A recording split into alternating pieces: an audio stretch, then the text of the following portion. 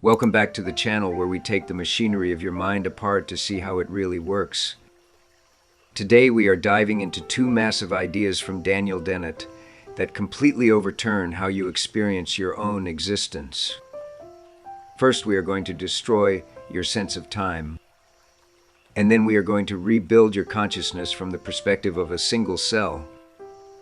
Let's start with the illusion of the now. You feel like your life is a movie played on a screen in your head. Things happen in a specific order. 1, 2, 3, 4. If you think the thought 1, it definitely happens before the thought 2. Dennett says this is true for the slow macroscopic world. If we are talking about seconds or minutes, then yes, there's a sequence. But if we zoom in to the millisecond scale where your neurons actually operate, this standard presumption breaks down completely. There is no single stream of consciousness. There is no single moment when an event enters your awareness. To explain this, Dennett gives us one of the most famous analogies in philosophy of mind, the British Empire analogy. Imagine it is the year 1815.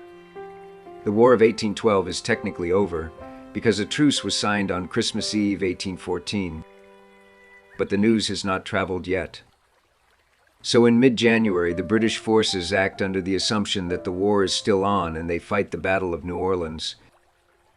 Now ask yourself a question. Exactly when did the British Empire become informed of the truce? Was it when the paper was signed in Ghent? Was it when the first ship arrived in London? Was it when the king read the letter? Was it when the news reached the troops in America? Dennett says there is simply no fact of the matter. The British Empire was a distributed system. It was spread out over space and time. There was no single nerve center where the lights went on and the empire suddenly knew. Different parts knew at different times. Now apply this to your brain. You think you have a pineal gland or a center of the soul where the show happens, but you don't. Your cognition and control are distributed across the cortex, just like the empire was distributed across the Atlantic. Asking exactly when did I become conscious of the red light is like asking exactly when did the empire know about the peace treaty.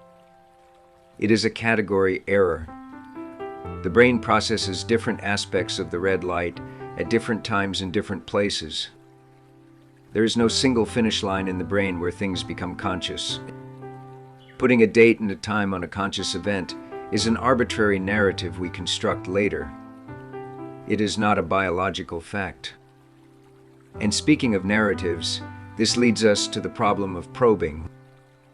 Usually we think that if we ask ourselves what we are feeling, we are just checking a pre-existing fact. But Dennett says probing precipitates narratives. That is a fancy way of saying that the act of asking the question actually creates the answer.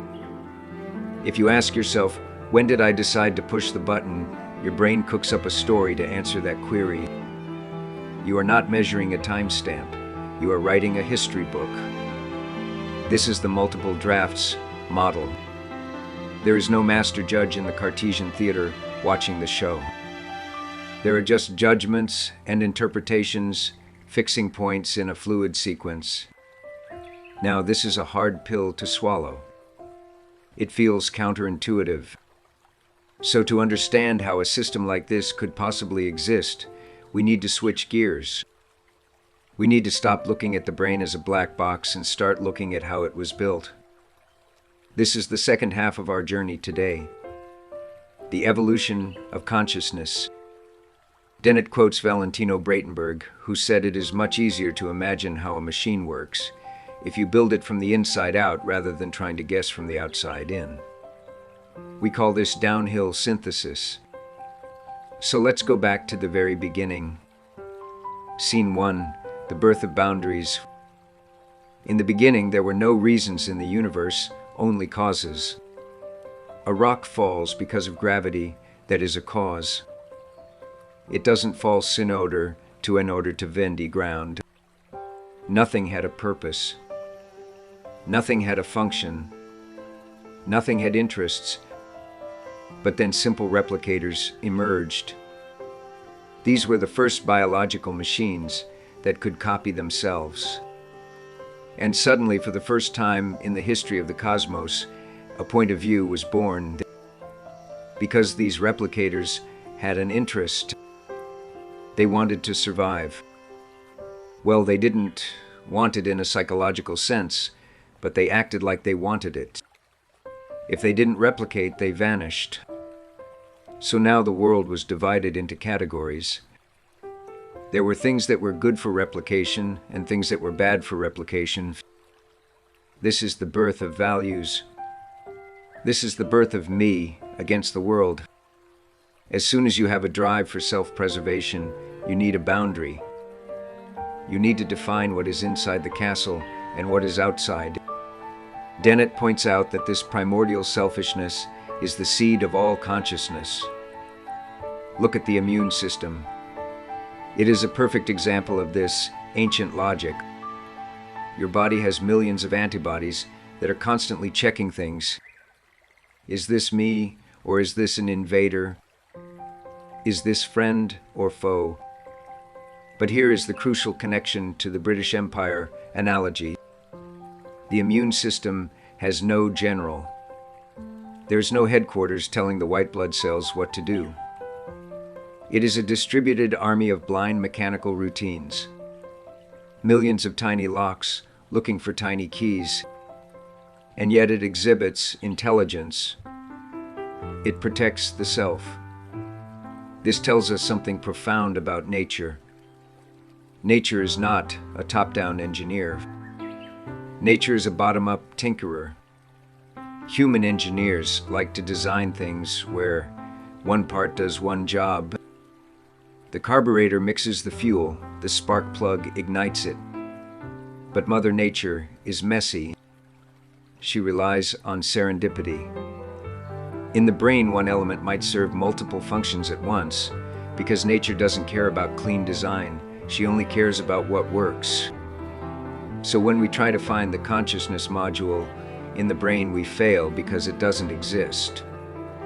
Consciousness is not a single organ. It is a result of millions of years of piling these messy distributed systems on top of each other.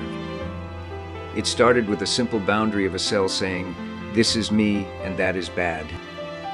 It evolved into complex systems of recognition, like the immune system. And eventually it developed the ability to create narratives to bridge the gaps in time. So the next time you feel like you are a unified self, sitting in a theater watching the world go by, remember the British Empire.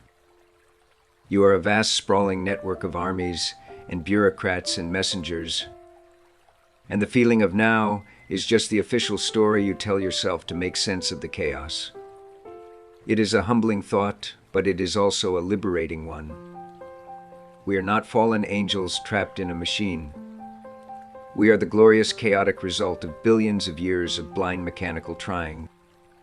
Thanks for joining me on this trip through deep time and neuroscience.